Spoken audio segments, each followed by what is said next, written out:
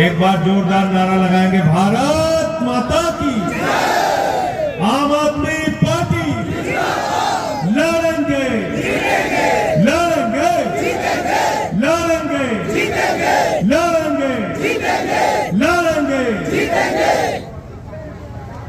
मंच पे आसीन बिहार के प्रभारी, दिल्ली के पूर्व विधायक भाई अजय यादव जी, मंच पे आसीन बिहार के लाल, हम सबके संघर्षों के साथी, 4 बार से दिल्ली के विधायक भाई संजीव झा जी, हमारे प्रदेश अध्यक्ष, मजबूत साथी जो दिन रात अपनी यात्राओं से पार्टी के संगठन को बढ़ाने का काम कर रहे हैं, भाई राकेश यादव जी, हमारे बीच में अन्ना आंदोलन से लेके अब तक कंधे से कंधा मिला के साथ चलने वाले बिहार के सह प्रभारी भाई अभिनव राय जी, भाई बीपी सिंह जी, भाई सुशील सिंह जी, भाई साहू जी जो हमारे शत्रुघ्न साहू जी जो बिहार प्रदेश के अध्यक्ष रह चुके हैं, हमारी छोटी बहन रीना जी संचालन कर रही है कार्यक्रम का, उमा जी, हमारे मनोज भाई, कितने लोगों का नाम लूं, मैं तो सबको व्यक्तिगत रूप से जानता हूं। लोकेश का गाना सुने कि नहीं आप लोग? इसके लिए भी ताली बजा दीजिए। भटकना नहीं है, पूरा साथ में रहना है, लड़ना है? साथियों और दोस्तों, आज बिहार क्यों आना पड़ा, पटना क्यों आना पड़ा, क्या वजह हो गई? एक दुख है मन में, पीड़ा है, तकलीफ है कि भारतीय जनता पार्टी की सरकार नीतीश कुमार जी के साथ बिहार में भी चल रही है। भारतीय जनता पार्टी की सरकार दिल्ली में भी चल रही है। भारतीय जनता पार्टी की सरकार नरेंद्र मोदी की केंद्र में भी चल रही है। भारतीय जनता पार्टी का एमसीडी में मेयर भी हो गया है। 1 नहीं, 2 नहीं, 3 नहीं, 4 इंजन बिहार से लेके दिल्ली तक चल रहा है। मोदी जी सभाओं में आते हैं, बिहार के अंदर ड्रामा करते हैं, नौटंकी करते हैं, कहते हैं कितना पैसा चाहिए, 25,000 करोड़, 50,000 करोड़, 1 लाख करोड़, 1.5 लाख करोड़, चलो 1.5 लाख करोड़ दे देता हूं। अरे मोदी जी, हमें 1.5 लाख करोड़ नहीं चाहिए। यह बताओ, तुम दिल्ली में बिहार के लोगों को 1.5 फीट की जगह देने को तैयार क्यों नहीं हो? पहले इसका जवाब दो।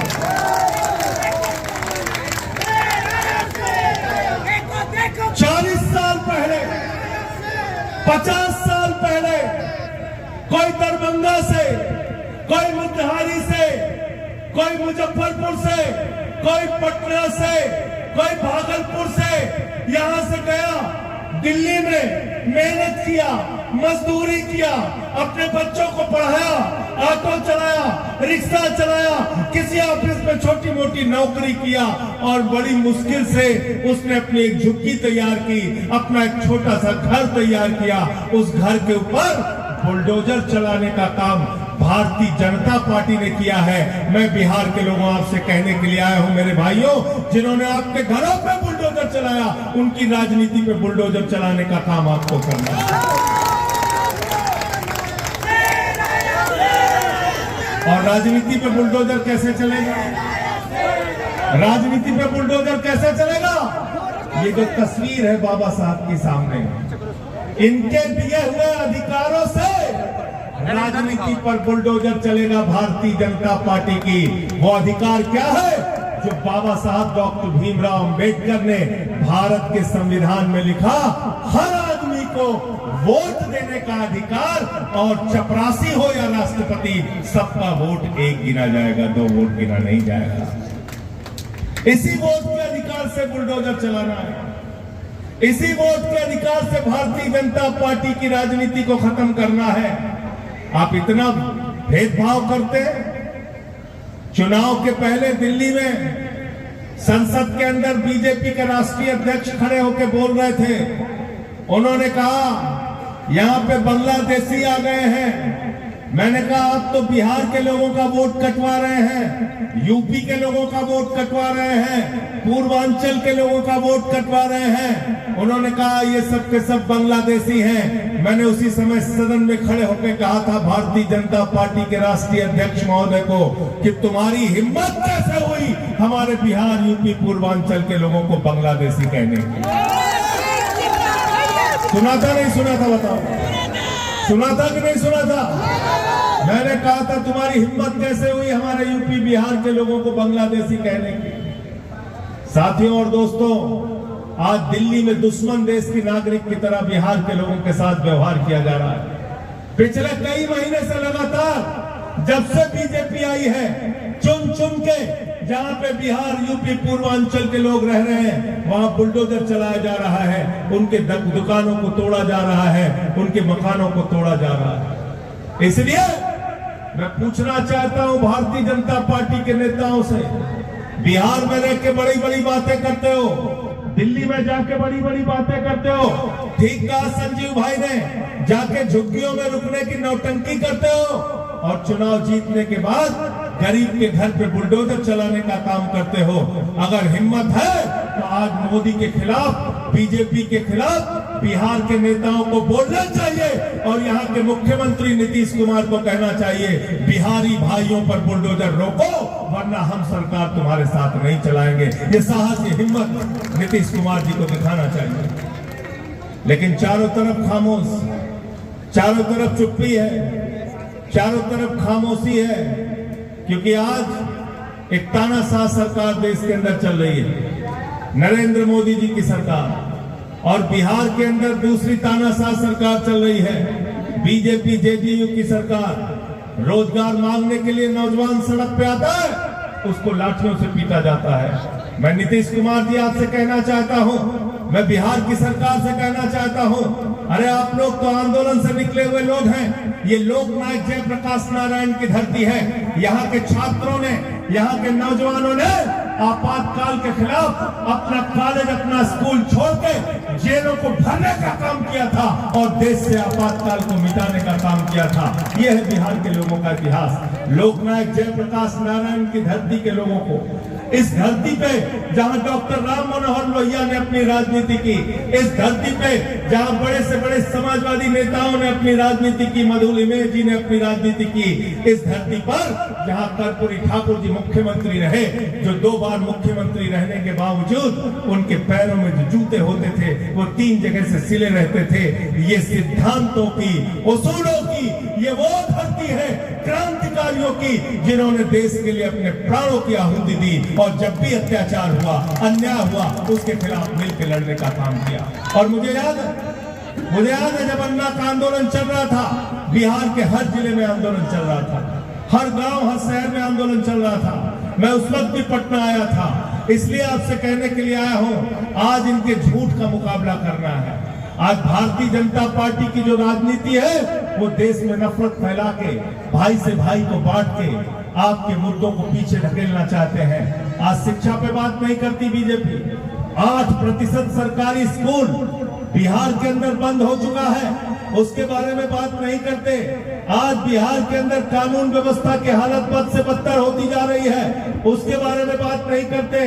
पेपर लीक पे पेपर लीक, परीक्षा होती है तो नौजवान बड़ी मुसीबत से तैयारी करके अपने घर का पैसा लगा के परीक्षा में हिस्सेदारी लेता है, लेकिन पेपर लीक हो जाता है। बिहार में एक पेपर लीक की सरकार चल रही है, लेकिन उसके खिलाफ जब छात्र आंदोलन करते हैं तो उनको लाठियों से पीटा जाता है। मैं आपसे कहना चाहता हूं, जो नौजवानों पे तुम लाठियां चला रहे हो, ये लाठियां बेकार नहीं जाएंगी। नौजवान तुमको ऐसे ही चुनाव के दौरान अपने वोट की ताकत से वोट की लाठी मारने का काम करेगा। मारना नहीं मारना है लाठी, बताओ क्या क्या वादे किए गए आपसे 10 साल 11 साल में? 11 साल पूरे हो गए मोदी जी के। हमसे पत्रकारों ने कहा 11 साल पूरे हो गए बीजेपी वालों के। बिहार में जश्न मनाया जा रहा है, यूपी में जश्न मनाया जा रहा है, दिल्ली में जश्न मनाया जा रहा है, पूरे देश में जश्न मनाया जा रहा है। मैंने कहा भाई किस बात का जश्न मनाया जा रहा है, किस बात का जश्न मनाया जा रहा है, जरा मुझे बताओ। भारत के प्रधानमंत्री ने 2014 में कहा था नौजवानों को हर साल कितनी नौकरी दी जाएगी? जोर से बोलिए। बिहार में सबको याद रहता है, भूलते नहीं कुछ। कितनी नौकरी कही थी? 2 करोड़ 2 करोड़ 15 लाख रुपया। 2 करोड़ नौकरी अगर जोड़ लो 11 साल में तो कितनी हो गई भैया? 22 करोड़ नौकरी अगर मिल जाती तो देश में कोई बेरोजगार बचता क्या? बचता क्या? नौकरी के नाम पे धोखा दिया। दूसरा क्या बोले? इतना काला धन लाएंगे, इतना काला धन लाएंगे, बोरे में भर भर के लाएंगे, ट्रैक्टर पे लाद के लेके आएंगे, बैलगाड़ी से लेके आएंगे, हवाई जहाज से लेके आएंगे, लाखों करोड़ लेके आएंगे और हर आदमी के खाते में कितना जमा कर देंगे? कितना? सबको याद है, कोई भूला नहीं है। 15 लाख आ गया, 15 पैसे भी नहीं आया, 15 पैसे भी नहीं आया। और हमारी बहनों ने अपने पति से छिपा के जो 1500 की नोट संदूक में रखी थी कि बेटी की शादी होगी तो ये पैसा काम आएगा, घर में कोई बीमार हो जाएगा तो ये पैसा काम आएगा, छोटा सा घर और आसियाना बनाया होगा तो ये पैसा काम आएगा। नरेंद्र मोदी जी ने कहा माताओं और बहनों यही तो काला धन है, नोटबंदी कर दी है, लाइन में लग के इसको जमा कर। वो भी खाली करा लिया, वो भी खाली करा लिया। कहा था 15 अगस्त 2022 तक सबको क्या देंगे?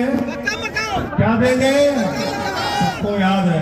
पक्का मकान तो छोड़िए, जो मकान है वो भी तोड़ने के ऊपर लगे हुए हैं, उस पे भी बुलडोजर चलाने का काम कर रहे हैं। तो काला धन आया नहीं।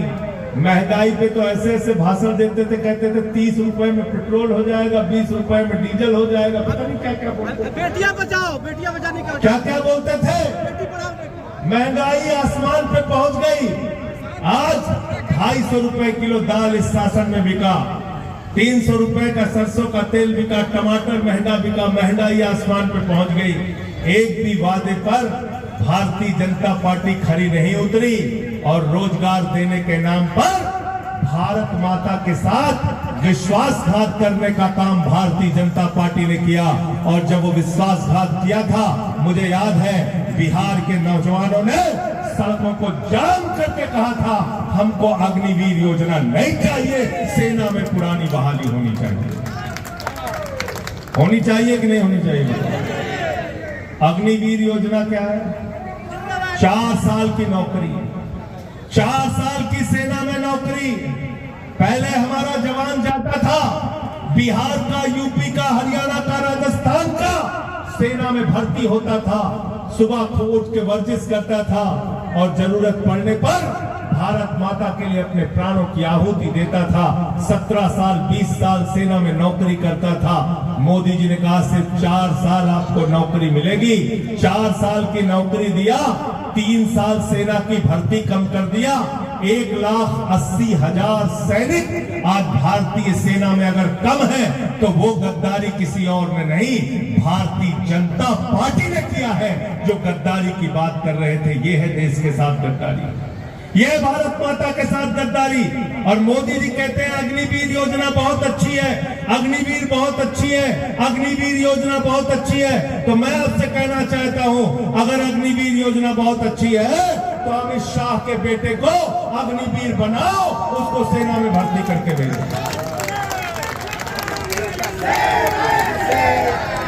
हमारे घर का बच्चा, किसान का बेटा सेना में अग्निवीर बनेगा और अमित शाह का बेटा जैसा जिसको बल्ला पकड़ना नहीं आता वो चेयरमैन बनेगा बीसीसीआई का। ये व्यवस्था हमें मंजूर।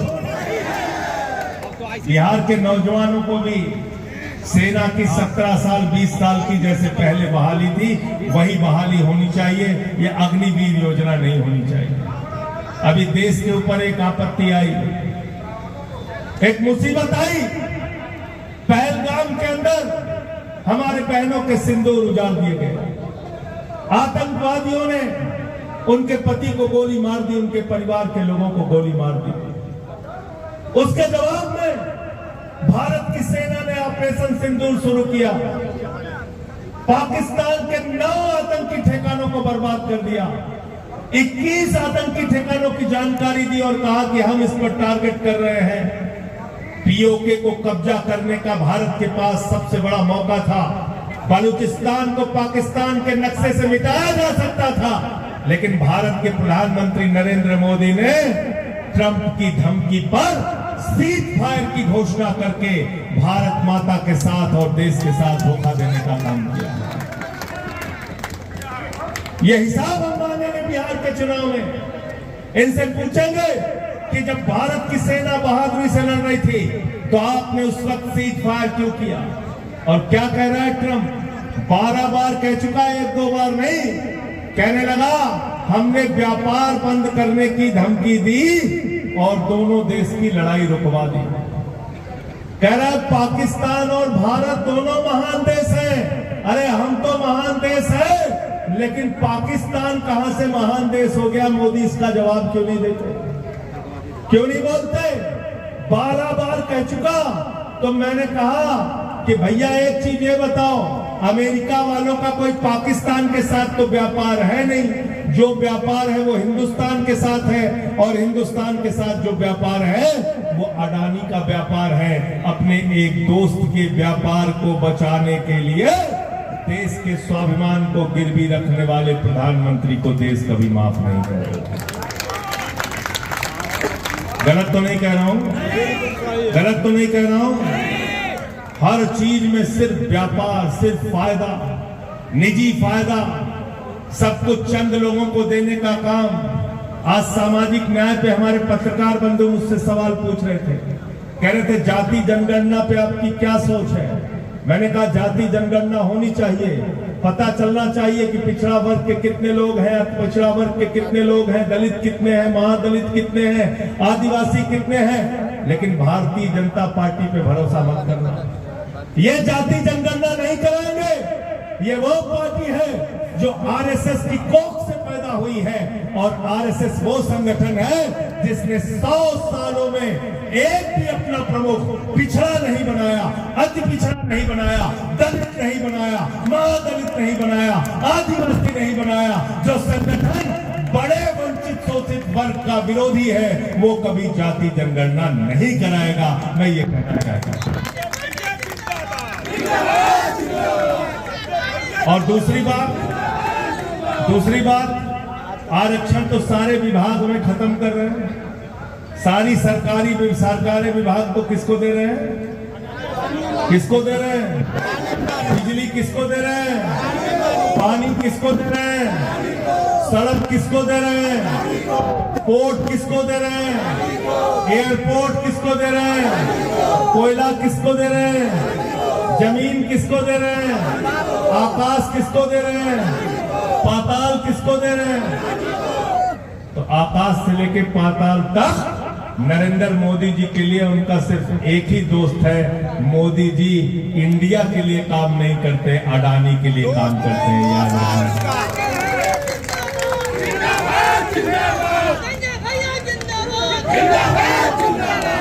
और दूसरा क्या काम करते हैं? सारी सरकारी नौकरियों को, जब आप सरकारी विभागों को ही बेच दोगे तो आरक्षण कहां रहेगा? कहां से न्याय मिलेगा समाज के बड़े वर्ग को? सामाजिक न्याय कैसे कर पाओगे आप? और दूसरी बात, आज हम सबको सोचना पड़ेगा, अपने बारे में सोचना पड़ेगा। हम क्या सपना देखते हैं बिहार को लेकर? एक अच्छा शिक्षा का इंतजाम हो, एक अच्छे स्वास्थ्य की व्यवस्था हो, सड़कें अच्छी हो, पुल बने। आज यहां तो ये हालत हो गई है, पुल का उद्घाटन नहीं होता, दरार पहले आ जाती है। पुल उद्घाटन हुए बगैर गिर जाता है। गिर जाता है, नहीं गिर जाता है। मोदी जी के राज में नई नई घटना हमने देखी। एक मेट्रो का उद्घाटन बंबई में करके आए, वहां पे पानी भर गया। हमारे यहाँ आए गाजियाबाद में मेट्रो उड़ गया पहले बारिश में। एक जगह गए एयरपोर्ट का उद्घाटन करके आए, वो एयरपोर्ट उड़ गया। चले गए महाकाल में, वहां इंदौर के अंदर उज्जैन में, वहां कॉरिडोर का उद्घाटन करके आए, वहां भगवान की मूर्तियां उड़ गई। मैंने कहा मोदी जी के राज में मैं एक ही चीज देख रहा हूं, पहले एयरपोर्ट से हवाई जहाज उड़ती थी, अब एयरपोर्ट ही उड़ जाता है, एयरपोर्ट उड़ जाता है। ये हालत कर दिया इन्होंने, ये हालत कर दिया।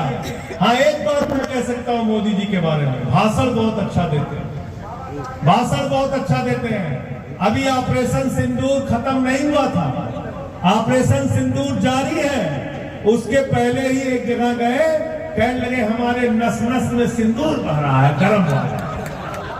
कहने लगे कि नहीं कहने लगे, बताओ कहा कि नहीं कहा? कभी कहते हैं हमारे खून खून में नस नस में व्यापार बह रहा है, कभी कहते हैं सिंदूर बह रहा है।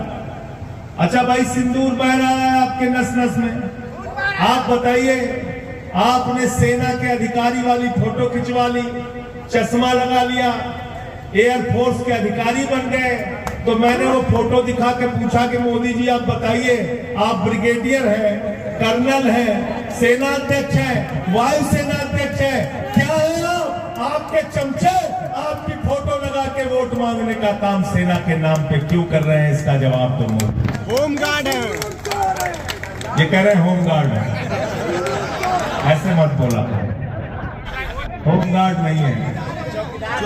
तो मैंने एक फिल्म देखा था सौदागर, जिसमें दिलीप कुमार और राजकुमार थे। एक नई फिल्म नरेंद्र मोदी जी लेके आए हैं, सिंदूर के सौदागर, सिंदूर के।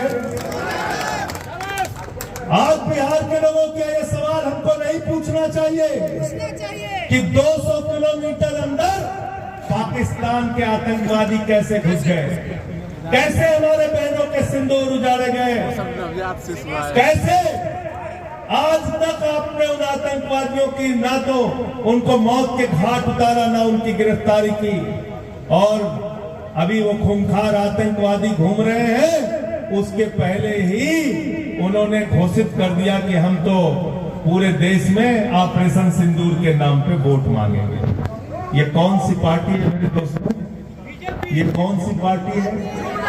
ये कौन सी पार्टी है? कहती है हम दुनिया की सबसे बड़ी पार्टी है, कहती है हम दुनिया की सबसे बड़ी पार्टी है, कहते हैं हम दुनिया की सबसे संस्कारी पार्टी है, संस्कारी पार्टी है। ये हिमांशु हमारा नौजवान युवा का अध्यक्ष है। मैं पूछना चाहता हूँ क्या संस्कार होता है भाई, क्या संस्कार होता है? वो हिमांशी नरवाल, वो महिला जिसका पति जो सेना में था, 3 दिन पहले उसकी जान चली गई, आतंकवादियों ने उसकी जान ले ली। उसने सिर्फ इतना कह दिया कि भाई हमको हिंदू मुसलमान के बीच में नफरत नहीं फैलाना, एकजुट होकर रहना है। भारतीय जनता पार्टी के लोगों ने उस विधवा को मां बहन की भक्ति भक्ति गालियां दी।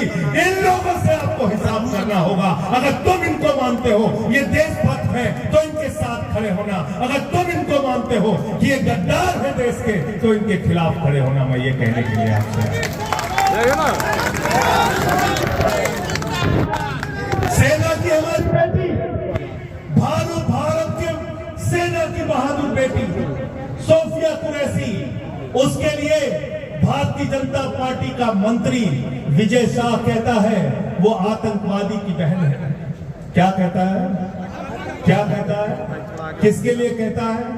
भारत के सेना की एक बहादुर बेटी के लिए कहता है वो आतंकवादी की बहन है। ये लोग देश के गद्दार हैं कि देशभक्त है? जरा हमको बताओ। उसको गालियां देते हैं, उसको अपमानित करते हैं। भारत के विदेश मंत्रालय के बड़े अधिकारी विक्रम मिश्री जी, वो आते थे, वो बताते थे कि भारत की सेना की उपलब्धियां क्या है, कैसे उसने भारत की सेना ने कैसे ऑपरेशन सिंदूर शुरू किया, कैसे पाकिस्तान के अंदर घुस के पाकिस्तान को मारा। और उस विक्रम मिश्री से नरेंद्र मोदी ने सीज फायर का डिक्लेरेशन कराया। फैसला तो मोदी का था, सिर्फ उसने उस फैसले को सुनाया था। उसकी बेटी को गाली दिया गया, उसके परिवार को गाली दिया गया। जो लोग भारत के सेना को गालियां देते हैं, जो लोग विदेश मंत्रालय के अधिकारियों को गालियां देते हैं, जो लोग एक शहीद की विधवा को गाली देते हैं, ये कभी भी आपके नहीं हो सकते। इनसे बदला लेना है, इनसे हिसाब लेना है, इनकी गद्दारी का जवाब आपको देना है। गलत तो नहीं कह रहा हूं? बीजेपी आपके बच्चों को शिक्षा दे सकती है क्या? ईमानदारी से बताना ईमानदारी से। केजरीवाल जी ने जो स्कूल बनाए थे उसको बर्बाद करना शुरू कर दिया। प्राइवेट स्कूल को 10 साल तक फीस नहीं बढ़ाने दिया। अभी 80% फीस बढ़ गई दिल्ली में। और बाउंसर लगवा के प्राइवेट स्कूल वाले अभिभावकों को भगाने का काम करते हैं, छोटे छोटे बच्चों को रोकने का काम करते हैं। जाके पता कर लेना, दिल्ली में 4 महीने में बुलडोजर चलने लगा। जहां पर बिजली फ्री मिलती थी, 24 घंटे मिलती थी, वहां पर बिजली की कटौती होने लगी। आज ये हालत इन लोगों ने दिल्ली की बनाई है। भारतीय जनता पार्टी आपको अच्छा इलाज दे सकती है क्या? दे सकती है क्या? दे सकती है ना? अच्छे स्कूल दे सकती है, मोहल्ला क्लिनिक दे सकती है, फ्री बिजली दे सकती है क्या? फ्री पानी दे सकती है क्या? भारतीय जनता पार्टी आपको सिर्फ एक चीज दे सकती है। क्या दे सकती है? क्या दे सकती है? झूठ और झगड़ा। झूठ और झगड़ा।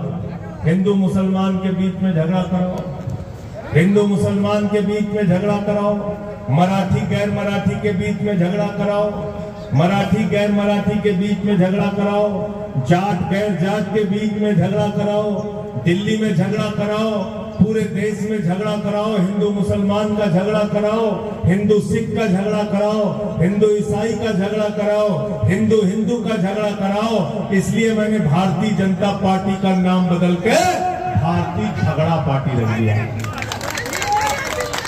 क्या नाम है इनका? क्या नाम है?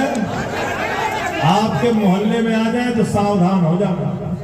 कोई न कोई नफरती भाषण देके झगड़ा कराने का काम करते हैं, हिंदू मुसलमान शुरू करते हैं। और दूसरा झूठ बोलने का काम, झूठ बोलने का काम। ऐसा झूठ बोलते हैं आपके भी होश उड़ जाते हैं। कहते हैं नाली गैस से चाय बना लो, कहते नहीं कहते हैं?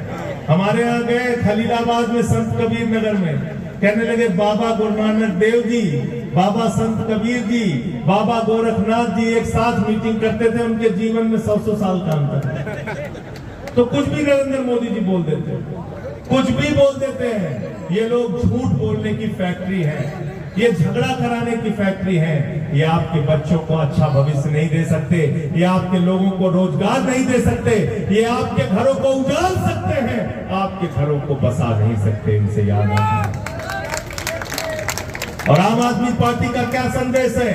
वो कहते हैं मारो काटो लोगों को बर्बाद करो, और हम कहते हैं बेघर बेदर लोगों को आबाद करो।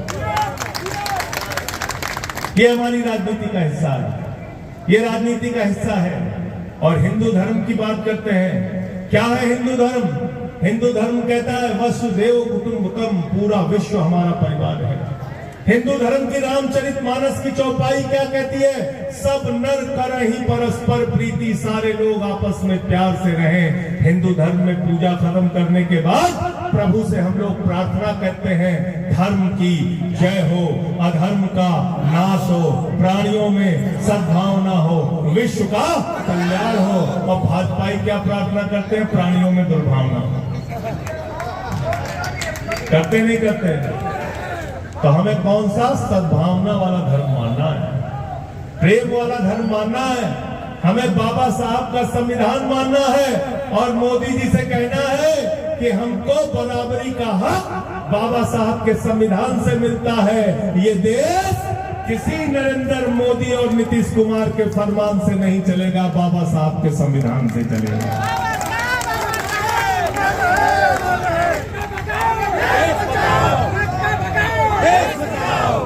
और नारा तो आज बढ़िया दे दिया संजीव झा जी ने। जिसने दिल्ली में की गद्दारी उनसे बिहार में नहीं चलेगी, जिसने दिल्ली में की गद्दारी उनसे बिहार में नहीं चलेगी। तो साथियों और दोस्तों, मैं आप सबसे कहने के लिए आया हूं, एक बैनर बना के, वीडियो बना के, यात्रा के लिए गाड़ी निकाल के और एक एक जगह पे जाइए और बताइए कि दिल्ली में बिहार के लोगों के साथ क्या हो रहा है। गांव-गांव में सोशल मीडिया के जरिए, फेसबुक के जरिए, ट्विटर के जरिए अपने तमाम माध्यमों से जनता तक ये बात पहुंचाइए कि जो बीजेपी वाले दिल्ली से बिहार के लोगों को भगा रहे हैं, उस बीजेपी को बिहार से बिहारी भाई भगाने का काम करें। तैयार हो सब लोग? हाथ उठा के बताओ पीछे तक। तैयार हो सब लोग? तैयार हो ना? अब तो केजरीवाल जी ने भी हरी झंडी दे दी।